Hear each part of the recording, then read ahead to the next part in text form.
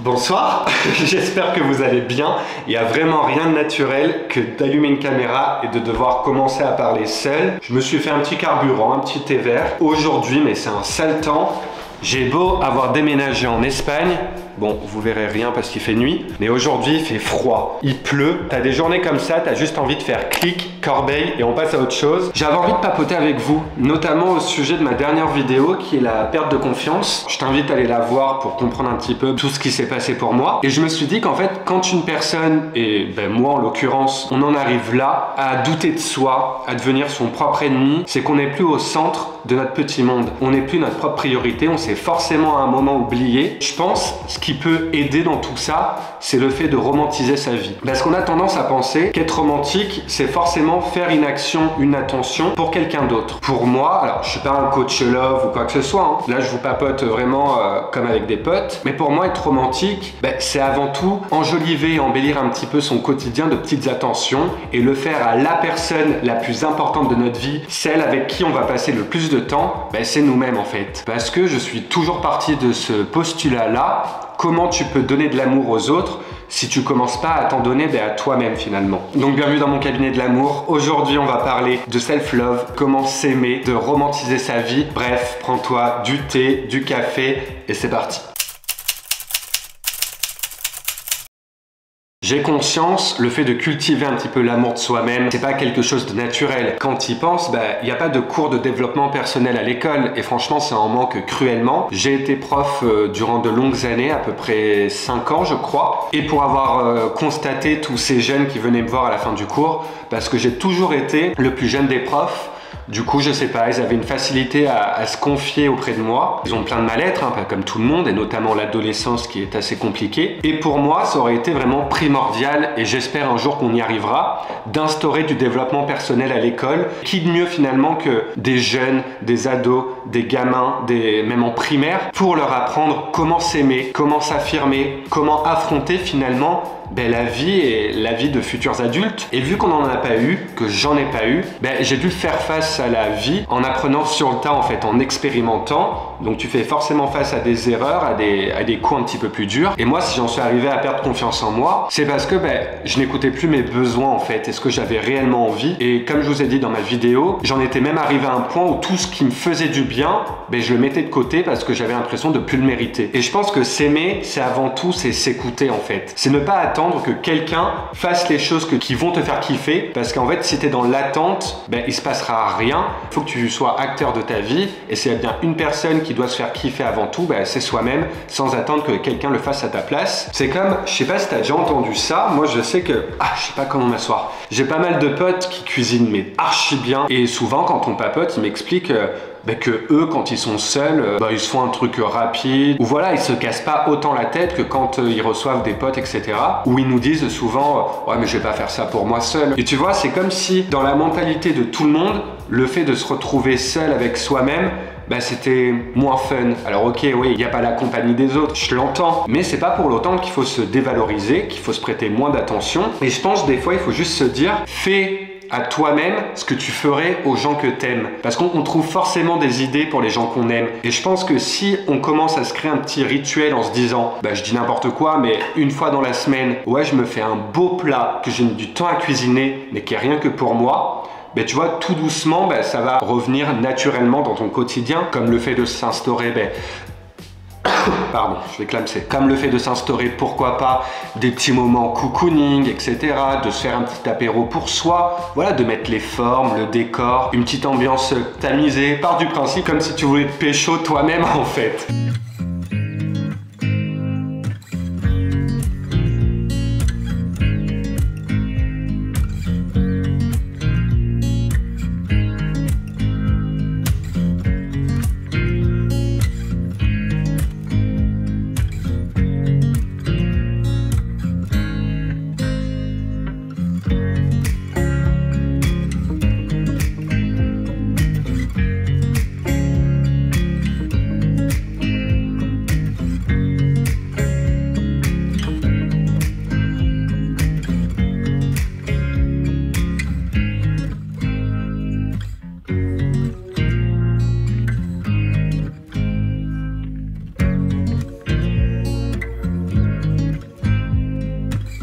Et je pense que c'est ça, vouloir romantiser sa vie. C'est se faire kiffer et se remettre au centre de tout. Disclaimer, warning, je ne fais pas une vidéo pour en gros dire il faut être égoïste. Non, pour moi, s'aimer soi-même, c'est totalement différent d'une personne qui va être imbue d'elle-même ou égoïste, ça n'a rien à voir. Moi, ce que je te suggère et ce que j'essaye de me faire aussi, c'est de penser à moi sans délaisser les autres. Mais comment je peux rayonner, être le plus positif, joyeux et faire que les gens kiffent ma présence si moi quand je suis seul avec moi-même, je me kiffe pas. Donc c'est pas encore une fois quelque chose d'évident, mais par exemple juste le fait d'arrêter de parler de mal de soi. On a tendance souvent à se dévaloriser. Donc déjà juste éliminer ça parce que je pars du principe, il y a suffisamment d'êtres humains sur cette terre que s'ils veulent te critiquer, ils le feront. Ne commence pas à le faire toi-même, les autres vont s'en charger à ta place. Donc je pense qu'il faut être bienveillant. Voir vraiment la personne que tu es comme quelque chose de fragile, qui a besoin d'amour, de présence, d'attention. Si on commençait tous à faire ça,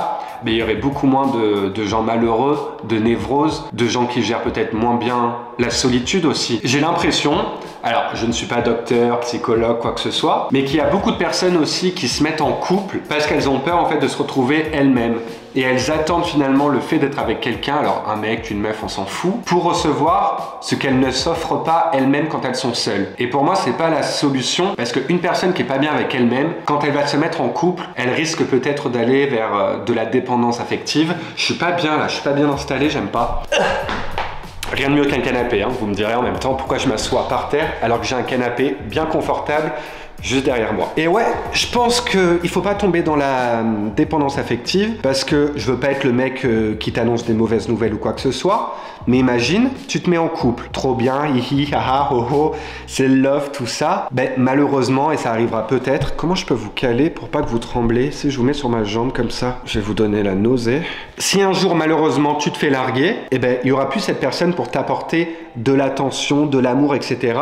Et tu risques de vivre, déjà qu'une rupture, c'est douloureux, mais encore plus mal la situation, puisque en amont, tu n'auras pas pris le temps, toi, d'apprendre à te kiffer, de kiffer ta propre présence. J'ai été comme ça. Moi, j'avais fait une vidéo notamment avec mon pote Mathieu sur la dépendance affective, où j'expliquais qu'à l'époque, notamment avec mes amis, j'étais quelqu'un qui s'oubliait totalement. C'est-à-dire que par moments, je pouvais être seul, chez moi, bien, devant une série. Et si un pote me disait « viens à l'appart », j'y allais. Alors que même si je les aimais de tout mon cœur, j'en avais pas forcément envie parce que à ce moment T, je passais un beau moment avec moi-même, mais j'oubliais tout le temps mes besoins et ce que je voulais réellement faire pour faire plaisir aux autres. Et je pense que c'est primordial des fois d'oser dire non. Ça fait pas de nous quelqu'un de méchant de dire non, c'est juste imposer un petit peu aussi ses limites et se dire là écoute, je ne peux pas ou je n'en ai pas envie, de façon gentille, et le refaire une prochaine fois. Et je pense plus tu vas te faire du bien, plus tu vas rayonner auprès des autres et plus même tes amis, ta famille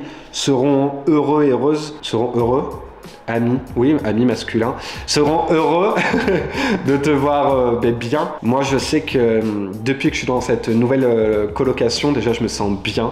Ça m'a fait beaucoup de bien, ça m'aide. Ça ne veut pas dire que j'ai déjà retrouvé confiance en moi. Je pense que ça va être un long processus. Mais en tout cas, je suis sur la bonne voie. Je sais vraiment pas comment me mettre dans cette vidéo.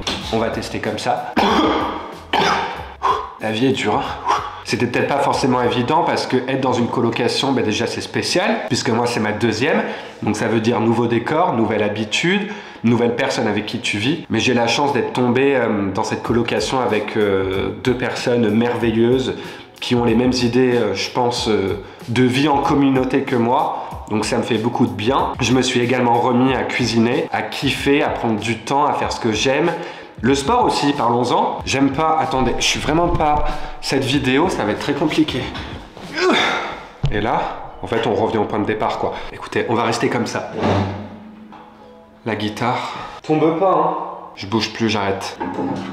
Ah, ça tremble. Apaise ton cœur, ma puce. Le sport aussi, je m'y suis remis et ça me fait beaucoup de bien pour retrouver un corps dans lequel je me sens bien. Alors bien sûr, ça fait qu'une semaine que je m'y suis remis et sans pression aucune. Je m'écoute, je vais à mon rythme et j'essaie surtout de me faire du bien à ma tête, à mon corps du coup. Et c'est cool en fait de redynamiser 24 points au Scrabble ce mot tellement il est dur. Ça fait du bien de mettre des petites actions parce que, encore une fois, s'aimer soi-même, on ne l'a pas appris, mais en s'instaurant des petits rituels, notamment par le sport ou qu'importe toi ce que tu as envie de faire, mais ça te permet d'avoir une certaine ligne de conduite et petit à petit, je pense que ça peut être un bon chemin pour amener vers l'amour de soi-même. Il faut essayer de trouver un petit peu de joie dans les choses que l'on fait au quotidien et qui vont nous faire plaisir avant tout pour nous, pas pour faire plaisir à la société, pas pour répondre à un standard de beauté ou que sais-je, pour soi. En tout cas, j'y crois, je me dis qu'à un certain moment de ma vie, j'avais confiance en moi. Alors j'ai toujours été quelqu'un de sensible, donc je peux pas dire que j'ai 100% eu confiance en moi dans ma vie, parce que je suis quelqu'un qui doute forcément, qui doit dealer avec les crises d'angoisse, avec une très forte anxiété. Mais il y a des moments où j'étais quand même bien, hein.